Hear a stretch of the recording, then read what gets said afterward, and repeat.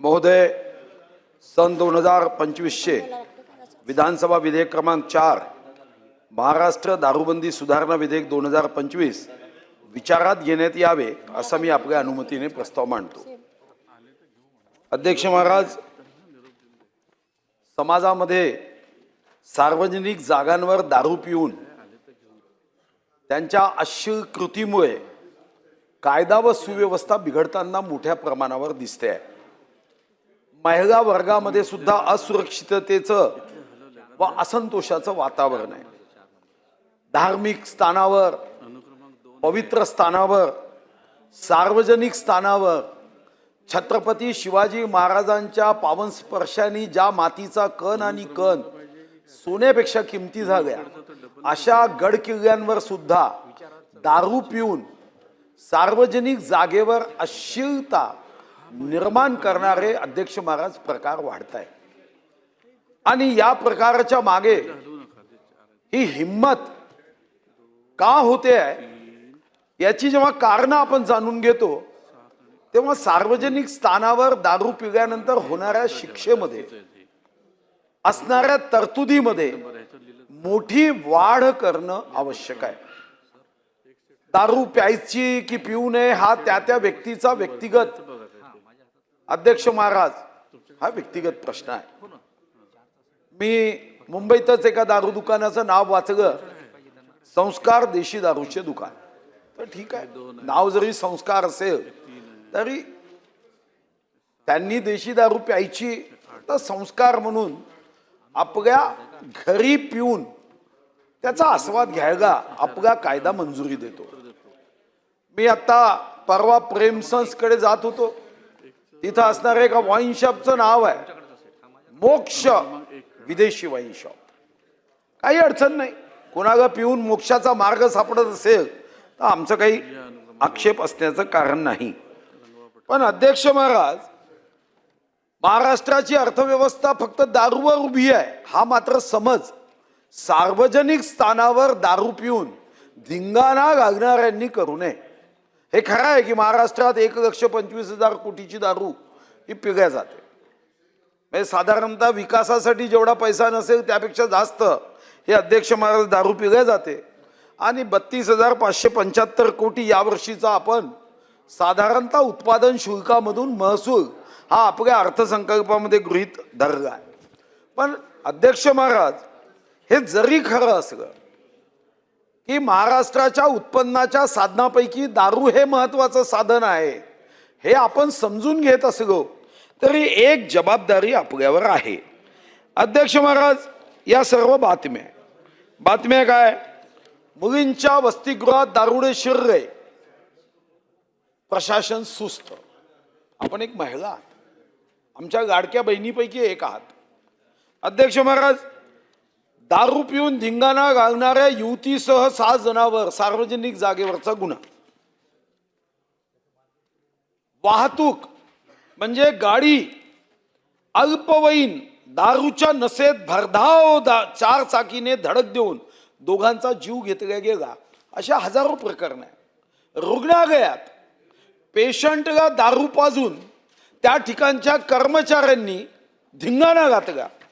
अध्यक्ष महाराज, आपण अनेक प्रसंग अनुभवतोय अध्यक्ष महाराज की सार्वजनिक जागेवर दारू पिऊन अशा पद्धतीने या दारूच्या नशेत, अरे तुमचं काय व्हायचं ते मोक्ष वाईन शॉप मध्ये तुम्ही करून घ्या, पण तुमच्या दारू पिल्याने दुसऱ्याला मोक्ष का देता तुम्ही? अध्यक्ष महाराज, इथं सन्माननीय मंत्री महोदय आहेत आशिष शेलार साहेब, त्यांना माहिती आहे की मी युनेस्कोला 12 गडकिल्ले पाठवले। हे पाठवताना हाही कायदा केला पाहिजे, सार्वजनिक जागेवर दारू पिणाऱ्यांना कडक शिक्षा। म्हणजे देहदंड तर देता येत नाही, मी समजू शकतो, पण अशी शिक्षा दिली पाहिजे की 1 मिनिटाच्या आत त्याची नशा उतरावी आणि पुढच्याही जन्मात दारू पिताना 10दा विचार करावा। अरे तुम्ही छत्रपती शिवाजी महाराजांचा काय, मंदिर तर पवित्र आहे, पण आमच्यासाठी रायगडही तेवढंच पवित्र आहे।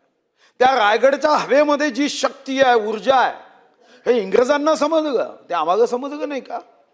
त्या रायगडाच्या छत्रपती शिवाजी महाराजांच्या शौर्याच्या, पराक्रमाचा हिंदवी स्वराज्याच्या स्थापनेचं प्रतीक. इंग्रजांच्या लक्षात आलं की रायगडावर एखादा जर शिवभक्त गेला तर तो क्रांतीची मशाल पेटवून येईल.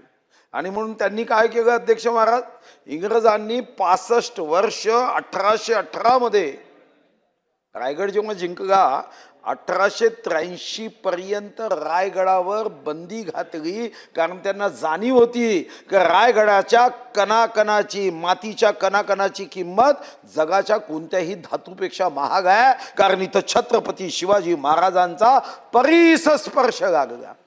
आता रायगडावर जर कोणी दारू पिली तर तुमचा कायदा कसा आहे? इतका कमजोर आहे की असं वाटतं की कायद्यानीच नशा केली आहे. तोच गडखडत आहे. आणि म्हणून अध्यक्ष महाराज काय मागणी आपण करतोय की या कायद्यामध्ये मग रायगड असेल, राजगड असेल, प्रतापगड असेल, सुवर्णदुर्ग असेल, पन्हाळा असेल, विजयदुर्ग असेल, सिंधुदुर्ग असेल, शिवनेरी असेल, लोहगड असेल, खांदेरी असेल, जिंजी असेल, या किल्ल्यावर कोणीही दारू पिऊन गडबड करू नये यासाठी अध्यक्ष महाराज हा सुधारणेचा कायदा अध्यक्ष महाराज आपण या ठिकाणी आणलाय. अध्यक्ष महाराज बघा, आठवतं स्वर्गीय RR पाटलांची आज आठवण होते यासाठी एक संवेदनशील नेते होते. बघा आठवतं की माझ्या कार्यालयात एक पोलीस कर्मचारी टर्मिनेट झाला, बडतर्फ झाला, त्याची पत्नी आली. ती पत्नी मला असं म्हणाली की माझे पती टर्मिनेट झाले, माझ्यावर आता खूप अडचणीचा डोंगर आहे. तर मी विचारणा केली की तुमचे पती का टर्मिनेट झाले, पोलीस विभागात काम करतात, टर्मिनेट का झाले? ती महिला मग असं म्हणाली की माझे पती पोलीस स्टेशनमध्ये दारू पिऊन गेले होते आणि त्यावर ते टर्मिनेट झाले. तर मी सहजपणे प्रतिक्रिया देत म्हणालो, अहो दारू पिऊन पोलीस स्टेशनमध्ये गेल्यावर तर टर्मिनेट होणारच ना. तर ती म्हणाली, आमदार साहेब दारू पिणं वाईट आहे ना? म्हटलं हो, दारू पिणं वाईट आहे. मग म्हणाले दारू पिल्याने टर्मिनेट जर माझे पती होतात, मग दारू विकायला परवानगी देणाऱ्या सरकारला तुम्ही टर्मिनेट का करत नाही? मग माझ्याकडे उत्तर नव्हतं. मी सन्माननीय RR पाटलांना फोन केला, म्हणजे या महिलेशी बोला. ते म्हणाले बाकी माझ्या हातात नाही, पण हिच्या पतीला मी 4 दिवसात कामावर घेतो. आणि 4 दिवसात त्यांनी कामावर घेतलं. आता ती संवेदनशीलता तर कमी कमी होताना दिसते. म्हणजे उत्तर द्यायला तर मंत्री सुद्धा राहत नाही. मी तर विचार केला पुढच्या अधिवेशनात एक शासकीय विधेयक आणावं की 75% कमी, जसं आपण कॉलेजमध्ये प्रोफेशनल कोर्समध्ये करतो ना की 75% कमी उपस्थिती असणाऱ्यांना परीक्षेला बसूच दिल्या जात नाही, तसं मंत्री जे 75% कमी उत्तरासाठी उपस्थित राहतील त्यांना मंत्री म्हणून पुढे काम करण्याचा अधिकार राहणार नाही. असं अशासकीय विधेयक आणावं लागेल.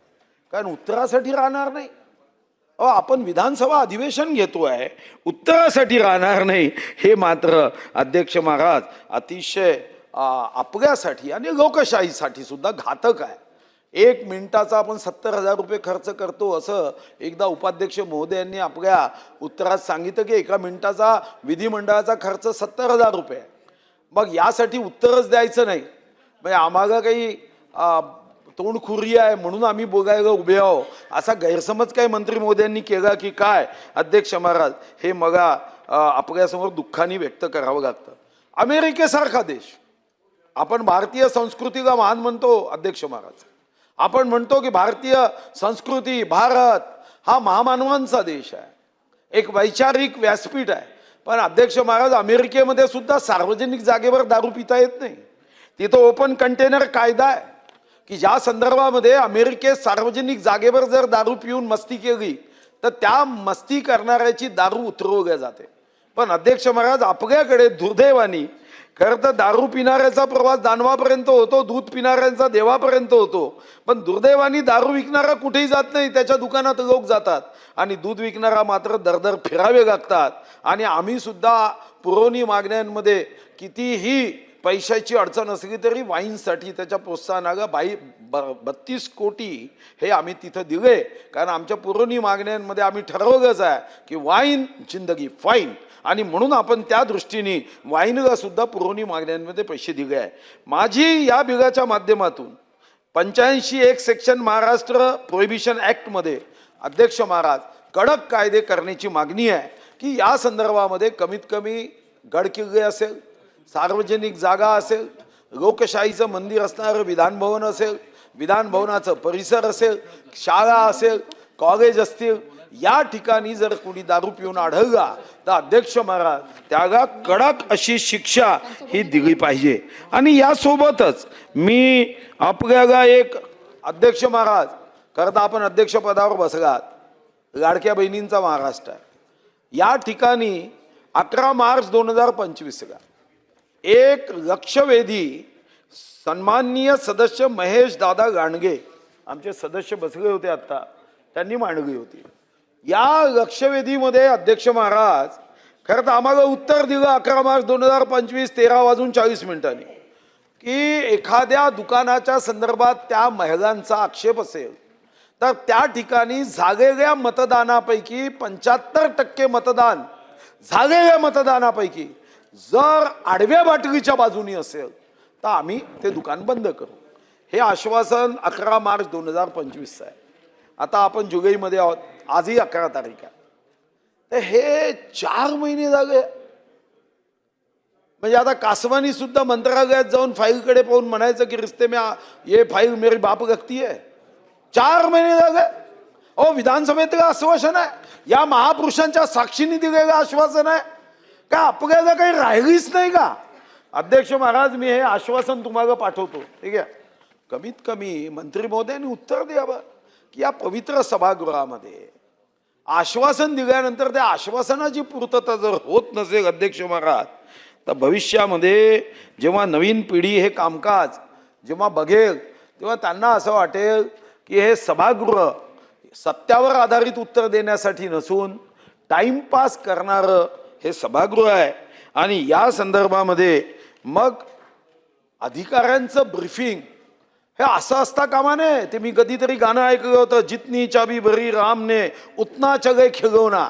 आता अधिकाऱ्यांचं ब्रीफिंग असं असता कामा नये, जितना ब्रीफिंग किया उतना उत्तर रहेगा, असं ब्रीफिंग राहता कामा नये। अध्यक्ष महाराज या संदर्भामध्ये स्पष्ट कायदा करून यामध्ये 4-5 पट वाढ व्हावी शिक्षेमध्ये, की सार्वजनिक जागेवर कोणीही दारू पिऊन नशेमध्ये कशाही पद्धतीचा व्यवहार हा मान्य नाही। जे काही संस्कार देशी दारू दुकानातून त्याला देशी घ्यायची आहे किंवा मोक्ष वाईन शॉपमधून त्याला मोक्षाचा मार्ग पत्करायचा आहे तो त्याच्यासाठी मर्यादित असावा, तो समाजाच्या इतरांसाठी असता कामा नये, असं आपल्या माध्यमातून संबंधित मंत्री महोदयांनी या संदर्भातले कायदे बदल करण्यासाठी एक आमदारांची समिती करावी किंवा या संदर्भामध्ये स्पष्ट आश्वासन द्यावं की सार्वजनिक जागेवर दारू पिऊन कोणालाही धिंगाणा करता येणार नाही, आणि असा धिंगाणा केलाच तर त्या संदर्भामध्ये इतकी कडक कारवाई होईल की पुन्हा तो किंवा त्याला पुनर्जन्म झाला तर तो हिम्मत करणार नाही।